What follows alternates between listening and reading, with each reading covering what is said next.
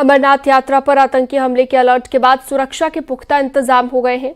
अमरनाथ यात्रियों की सुरक्षा के अर्धसैनिक बलों की तैनाती यहां पर की जाएगी, क्योंकि अमरनाथ यात्रा को फुल प्रूफ बनाना एक बड़ी चुनौती है।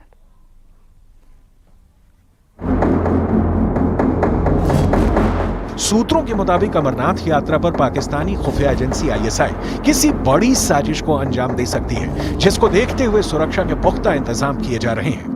अमरनाथ यात्रियों की सुरक्षा के लिए 500 कंपनी अर्धसैनिक बल की तैनाती की जाएगी।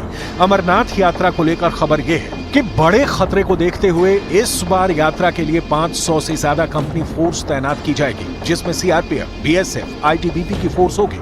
पंजाब में मौजूद कई कंपनियों को अब वापस जम्मू भेजने की तैयारी है। इस फोर्स को चुनाव के दौरान तैनात किया गया था।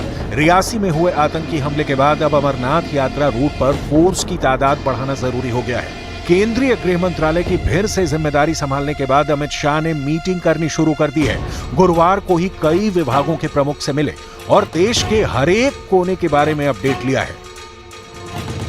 आतंकवादी अब सुरक्षा बलों की गाड़ियों के साथ साथ आम गाड़ियों को भी निशाना बना रहे हैं।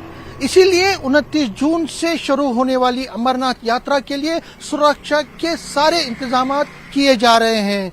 रियासी में हुए आतंकवादी हमले के बाद सुरक्षा एजेंसियों पे जबरदस्त दबाव है और इसीलिए अमरनाथ यात्रा को फुल प्रूफ बनाना सुरक्षा एजेंसियों के लिए एक बड़ी चुनौती है।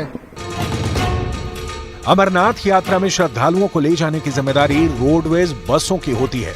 यात्रा में रोज 80 से 90 बसें और बाकी गाड़ियां एक तरफ से जाती हैं। ऐसे में यात्रा के दौरान 200 से 250 तक गाड़ियों का इंतजाम किया गया है। 9 जून को रियासी में हुए बस पर हमले को लेकर अब अमरनाथ यात्रियों की बसों को और ज्यादा सुरक्षा देने की जरूरत है।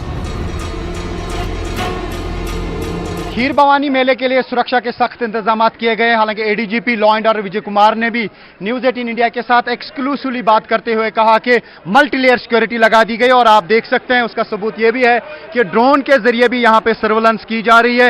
इस पूरे एरिया में ड्रोन ऑपरेट किया जा रहा है और चप्पे चप्पे पे निगरानी रखी जा रही है और आप देख सकते हैं ड्रोन की पूरी फुटेज जो है वो यहाँ पे मिल रही है और ड्रोन को हर साइड से घुमाया जा रहा है। यहाँ पे CRPF हो, पुलिस हो और बाकी जो अन्य सुरक्षा बल हैं उनको यहाँ पे तैनात किया गया है।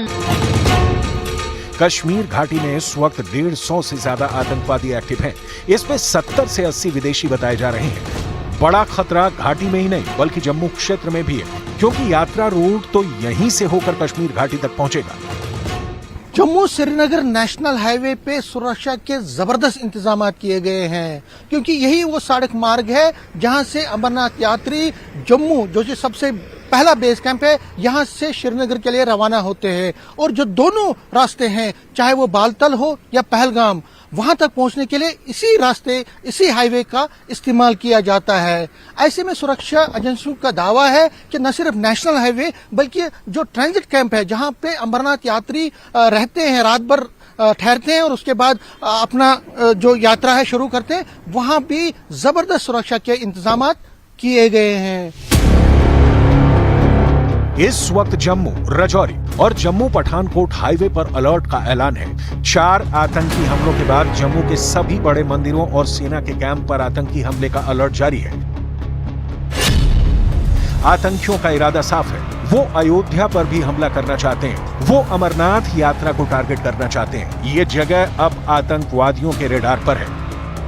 जम्मू कश्मीर के कठुआ में मारे गए आतंकियों से कुछ ऐसी चीजें बरामद की गई हैं जिससे एक बड़ी तैयारी के बारे में पता चलता है। इसमें माइक्रो सैटेलाइट फोन मिला है, जो अक्सर पाकिस्तानी सेना इस्तेमाल करती है। मारे गए आतंकी इसी माइक्रो सैटेलाइट फोन से पाकिस्तान में बैठे हैंडलर से संपर्क साधे हुए थे।